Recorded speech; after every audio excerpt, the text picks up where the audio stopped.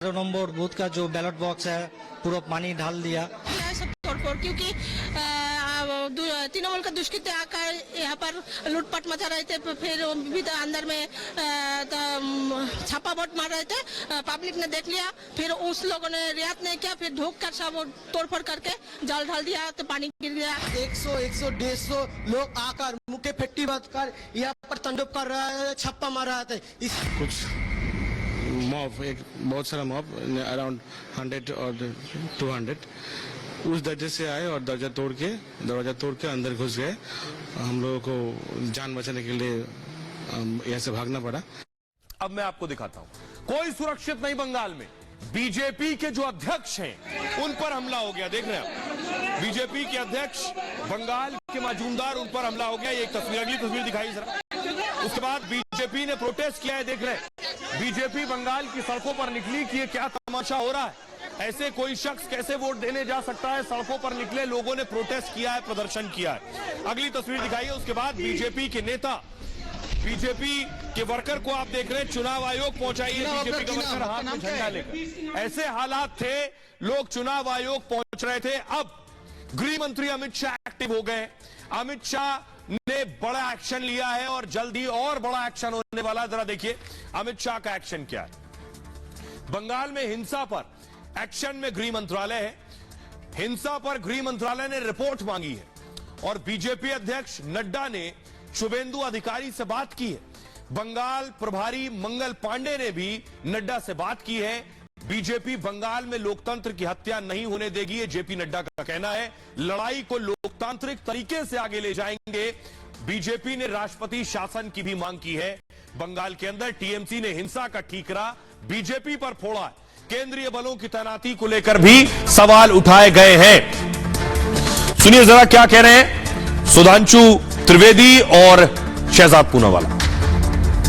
चुनाव लोकतंत्र के हृदय की गति माने जाते हैं, परंतु बंगाल में कुछ वैसा ही हो रहा है जैसा 90 के दशक में बिहार में हुआ करता था। लोकतंत्र के इस पर्व को रक्त रंजित करने के जितने कृत्य बंगाल की सरकार ने किए हैं, वो एक के बाद एक संवैधानिक उपकरणों से एक्सपोज होते जा रहे हैं। जिसको लोकतंत्र का पर्व होना चाहिए था, वो लोकतंत्र का काला दिवस साबित हो रहा है, क्योंकि लोकतांत्रिक प्रक्रियाओं के साथ किस प्रकार का खुला खिलवाड़ हो रहा है और हिंसा का नंगा नाच जैसे चल रहा है। कहीं पर पोलिंग बूथ में किस प्रकार से आगजनी की जा रही है, कहीं पर बैलेट पेपर को पहले से ही, चुनाव से पहले ही स्टैंप किया जा रहा है, कहीं पर कार्यकर्ता बॉम्ब फेंक रहे हैं एक दूसरे पर, कहीं पर हिंसा की वजह से लोगों की मृत्यु हो रही है। तो ये जो नजारा दिखाई दे रहा है, ये रविंद्रनाथ टैगोर जी के बंगाल का नजारा नहीं है, ये ममता बनर्जी के और टीएमसी अर्थात तालिबानी माइंडेड कल्चर के बंगाल का नजारा है, जहां पर मां माटी मानुष कोई सुरक्षित नहीं। अब मैं आपको दिखाने जा रहा हूं, पुलिस भी बची हुई नहीं है बंगाल में। बंगाल की ये तस्वीर देखिए, देख रहे हैं पुलिस के लिए, लीजिए जरा तस्वीर। बंगाल में पुलिस के साथ झड़प हो गई, लोगों और पुलिस के बीच झड़प हुई। जो तस्वीर आप देख रहे हैं इस वक्त, जहां वोटिंग हो रही थी वहां लोग चले गए, हाथों में पत्थर है, पुलिस से लड़ रहे हैं। आइए अगली तस्वीर आपको दिखा रहे हैं। ये आप देख रहे हैं सेंट्रल फोर्स डिप्लॉय की गई थी। ये देख रहे हैं वहां का लोकल एडमिनिस्ट्रेशन यानी पुलिस आप देख रहे हैं, साथ में सेंटर से जो फोर्सेस गई, कोर्ट के कहने पर वो फोर्स भी मौजूद थी। उसके बाद ये हाल है। आइए मैं आपको बताता हूं, क्या बंगाल में चुनाव रद्द हो जाएंगे जो हालात बने हुए हैं? क्या पंचायत चुनाव जो हो चुके हैं, स्थिति यह है कि चुनाव रद्द कर दिए जाएं, वही एक विकल्प है। पंचायत चुनाव में हिंसा की पहले से आशंका थी। शुभेंदु अधिकारी और अधीर रंजन चौधरी ने हाईकोर्ट में याचिका दी थी। केंद्रीय बलों की तैनाती को लेकर यह याचिका थी और याचिका में 2021 चुनाव के बाद हिंसा का हवाला दिया गया था। कोलकाता हाईकोर्ट ने केंद्रीय बलों की तैनाती के आदेश दिए थे। राज्य सरकार ने फैसले पर पुनर्विचार की मांग की थी। वहीं राज्य निर्वाचन आयोग सुप्रीम कोर्ट पहुंच गया था, केंद्रीय बलों की तैनाती के आदेश का विरोध किया था। अब सोचिए, राज्य चुनाव आयोग कह रहा था जरूरत ही नहीं है सेंट्रल फोर्सेस की, तब ये हालात आप देख रहे हैं बंगाल में। मतगणना के 10 दिन बाद तक केंद्रीय बलों की तैनाती के आदेश थे। चुनाव को लेकर 65,000 केंद्रीय पुलिस जवान तैनात किए गए, 70,000 राज्य पुलिस के जवानों को तैनात किया गया था। हिंसा के बाद कांग्रेस ने हाईकोर्ट में याचिका दायर की है। बंगाल में पंचायत चुनाव रद्द करने की भी मांग की गई है। तो बंगाल की तस्वीर सभी को झकझोर रही है, क्योंकि पूरे देश में शांतिपूर्ण चुनाव होते हैं सिवाय बंगाल के। इसलिए सवाल बड़ा है कि कौन है बंगाल में जो आग लगा रहा है। खबरों में आगे बढ़ते हैं। आज की एक और बड़ी खबर है, हिंदू बन जाऊंगी पाकिस्तान नहीं जाऊंगी। जो तस्वीर आप देख रहे हैं जिस महिला की, ये है तस्वीर। ये जो लड़की है ये पाकिस्तान से आई है, नाम है सीमा गुलाम हैदर। पाकिस्तान से भारत आ गई और भारत आने के बाद यहां एक शख्स से प्यार करती है, इसलिए आई और अब चाहती है भारत में ही रहना। सीमा नहीं चाहती है भारत से वापस जाना। सीमा की गिरफ्तारी भी हो गई है, लेकिन सीमा गिरफ्तारी के बाद छोड़ दी गई। अभी भारत में रहने वाले एक शख्स से प्यार की वजह से बिना पासपोर्ट वीजा के पाकिस्तान से हिंदुस्तान आ गई। अगली तस्वीर दिखाई। आने के बाद सीमा की फौरन गिरफ्तारी हो गई। पुलिस ने सीमा को गिरफ्तार कर लिया, लेकिन अभी सीमा पुलिस की गिरफ्त से बाहर है और सीमा भारत में प्रेमी से शादी करके रहना चाहती है, गंगा में डुबकी लगाना चाहती है। प्रधानमंत्री मोदी और योगी आदित्यनाथ से गुहार लगा रही। अगली तस्वीर दिखाई जरा, ये आप देख रहे हैं, ये फुल स्क्रीन लीजिए जरा तस्वीर।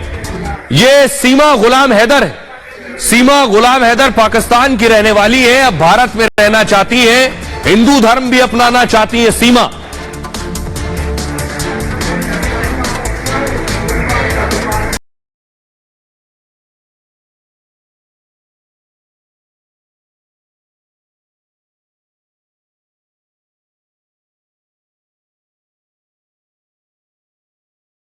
मुझे वापस नहीं जाना, मुझे यहाँ रहना है, मुझे वापस नहीं जाना।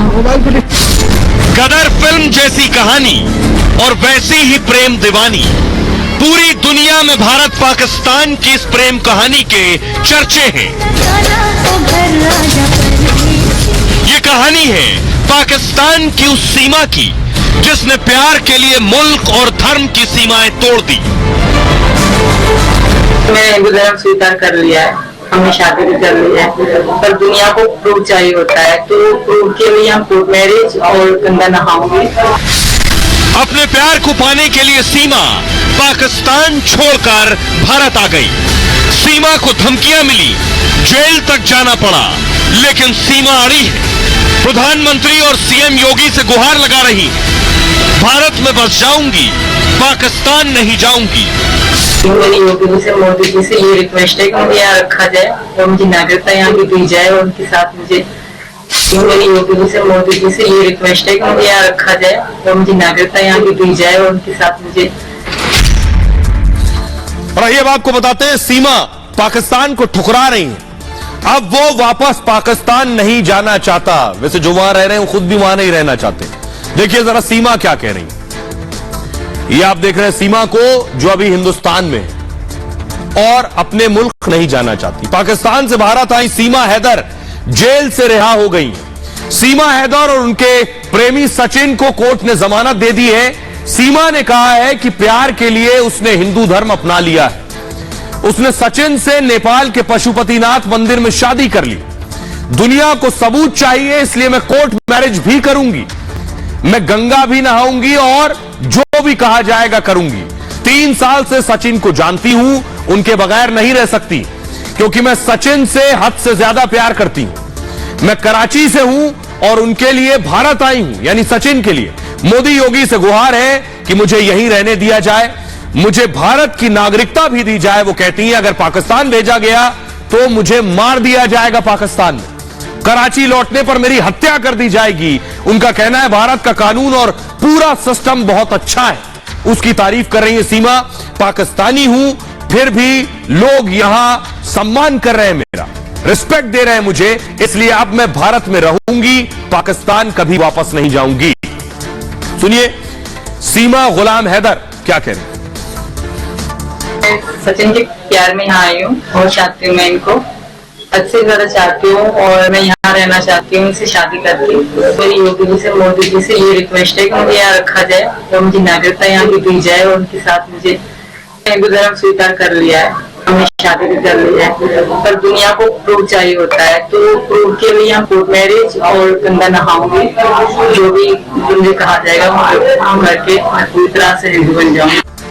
अब इस पूरी स्टोरी में एक पेच है, अब वो मैं आपको बताने जा रहा हूं। पेच ये है कि सीमा गुलाम हैदर पहले से शादीशुदा है, पाकिस्तान में उनके एक पति है, तस्वीर दिखाइए सर, ये आप देख रहे हैं, ये सीमा गुलाम हैदर और उनके ठीक बगल में आप देख रहे हैं उनके पति गुलाम हैदर को, यानी पाकिस्तान में उनके पति हैं जो उनका इंतजार कर रहे हैं। सीमा के बारे में आपको बताऊं कि सीमा पाकिस्तान में कहां रहती थी, उनके पति कहां रहते हैं। पति चाह रहे हैं कि सीमा वापस पाकिस्तान आ जाए, लेकिन सीमा पाकिस्तान जाने को तैयार नहीं है। देखिए जरा, सीमा पाकिस्तान में सिंध के खैरपुर की रहने वाली है, गुलाम हैदर भी सिंध के जकोबाबाद में रहता है, यानी सीमा और गुलाम दोनों बलोच नागरिक हैं। एक मिस कॉल के जरिए गुलाम हैदर के संपर्क में आई, यानी जो पहली शादी हुई वो एक गलती के मिस कॉल के जरिए हुई। दोनों में 3-4 महीने तक फोन पर बात होती रही और इसके बाद दोनों ने शादी का फैसला कर लिया। दोनों के परिवार वाले इस शादी के विरोध में थे उस वक्त, विरोध के बावजूद सीमा गुलाम ने शादी कर ली। 2014 में शादी के बाद दोनों कराची जाकर रहने लगे। वहां गुलाम मजदूरी करता था और ऑटो चलाने का काम करता था, जिसके बाद गुलाम और सीमा की 3 बेटियां और 1 बेटा भी है। परिवार बढ़ा तो गुलाम पर जिम्मेदारियां भी बढ़ने लगी। काम की तलाश में 2019 में गुलाम सऊदी अरब चला गया और सऊदी अरब जाने पर उसका संपर्क सीमा से कम हो गया। इस बीच सीमा पबजी गेम के जरिए सचिन के संपर्क में आ गई और भारतीय युवक से सीमा की दोस्ती प्यार में बदल गई, जिसके बाद सीमा, आपको बताऊं, 5वीं तक पढ़ी है, लेकिन फर्राटेदार अंग्रेजी बोलती है और पाकिस्तान की सीमा कंप्यूटर चलाने में भी एक्सपर्ट है, लेकिन अब वो पति हैदर के पास नहीं जाना चाहती है। इस बीच अब मैं आपको सुनवाने जा रहा हूं सीमा के जो पति हैं गुलाम हैदर, वो वैसे तो बाहर रहते थे। जब सीमा हिंदुस्तान आ गई, मीडिया में खबरें चली, तो गुलाम हैदर को पता चला कि पत्नी छोड़कर भारत जा चुकी है और अब उनकी पत्नी सचिन से शादी करना चाहती है, जो एक हिंदुस्तानी नागरिक है और पत्नी भारत में है। तो सीमा के पति जो पाकिस्तानी है, पाकिस्तान में गुलाम हैदर, वो क्या कह रहे हैं, उन्हें सुनिए। मैं मोदी सरकार को हाथ जोड़ के अपील करता हूं कि मैं सीमा का शोहर गुलाम हैदर, मैं मोदी सरकार को हाथ जोड़ के अपील करता हूं कि मेरे बच्चे पता नहीं कौन से गेम, पबजी गेम के जरिए उनको ज़हनी मरीज बनाया गया और उनको पाकिस्तान से ऐसा पट्टी पड़ा के उनको उनका घर भिजवाया, कैसे बच्चों को ज़हनी मरीज बनाया गया। उनको सीमा मेरा घरवाली है, फरहान, फरवा, फरहा, फरी, तीनों बेटी। मैं मोदी सरकार को हाथ जोड़ के गुजारिश करता हूं, अपील करता हूं कि मेरे बच्चे मेरे हवाले करें, पाकिस्तान के हवाले किए जाए।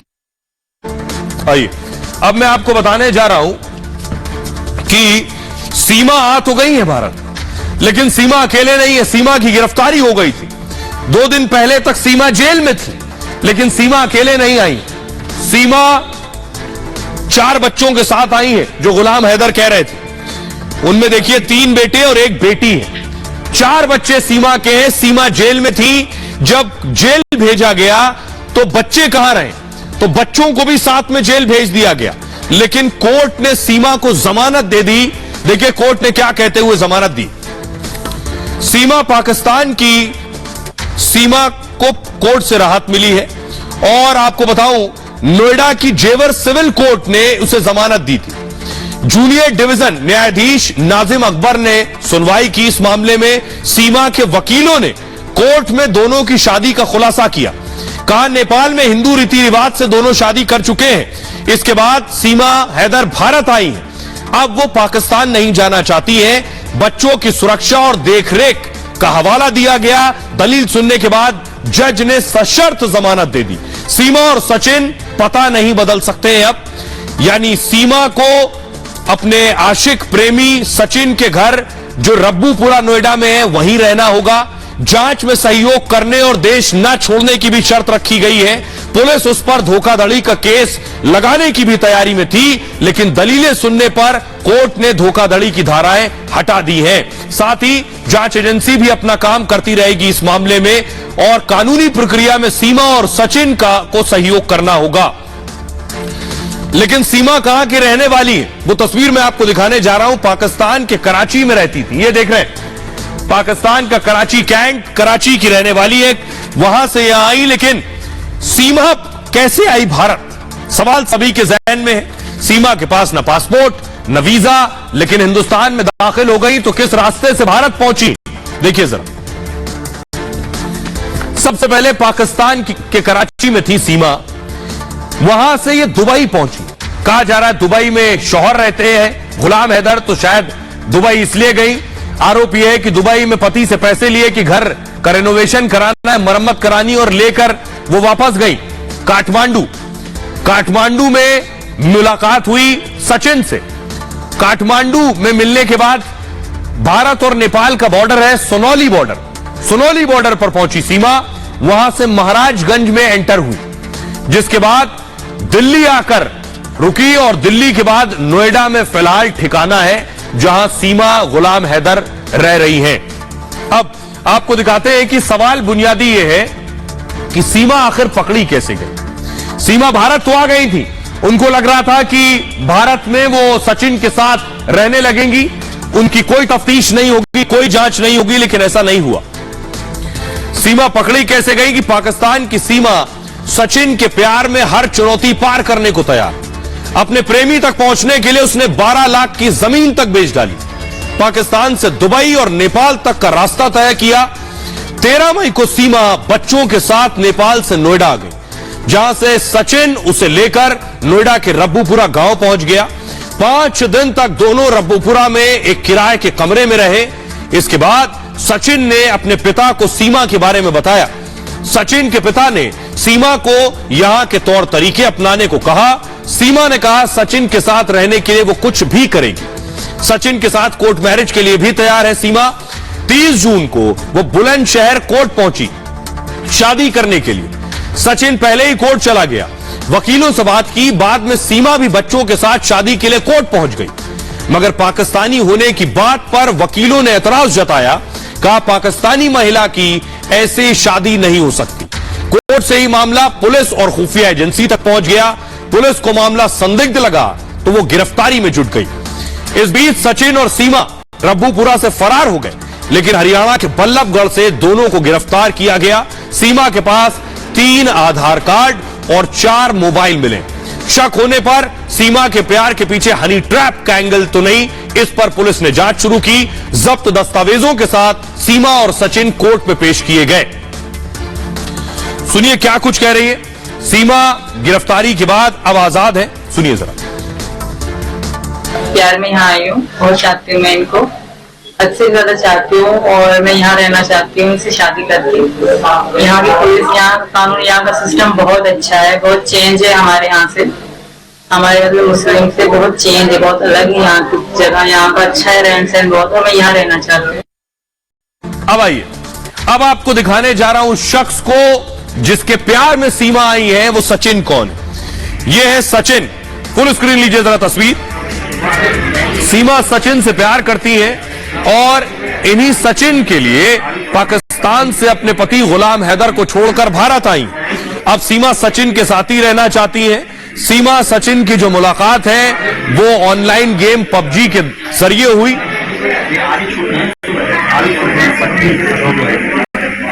और पबजी में ऑनलाइन गेम खेलते हुए सीमा और सचिन में बात हुई।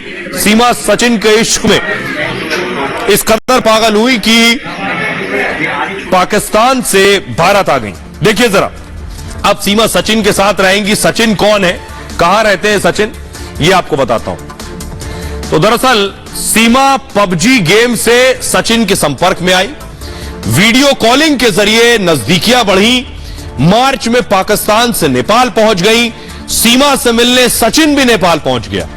काठमांडू में दोनों ने मंदिर में शादी कर ली, और 7 दिन तक दोनों नेपाल के होटल में रुके। इसके बाद फिर सीमा पाकिस्तान लौट गई, लेकिन उसने तय कर लिया कि वो सचिन के साथ रहेगी। सीमा सचिन से कोर्ट मैरिज को तैयार है। वो हिंदू धर्म भी अपनाना चाहती है और सचिन भी सीमा के बच्चों को अपनाने को तैयार है। उसके हिंदू नाम रखने भी पर भी तैयार है। सचिन के परिवार के लोग भी रिश्ते के लिए तैयार हैं। यानी भारत पाकिस्तान की ये प्रेम कहानी मंजूर है। सुनिए जरा सचिन क्या कुछ कह रहा है। मेरे को 2020 से प्रेम था, 2020 से ये स्टार्ट हुई थी। वो नेपाल से, जिन नेपाल में हमने शादी की थी, तब से ही उसने हिंदू धर्म अपना लिया है और अपना तो लिया है ही। और गंगा जी नहाने जाएंगे 1-2 दिन में, साथ रहना चाहते हैं, खुश हैं।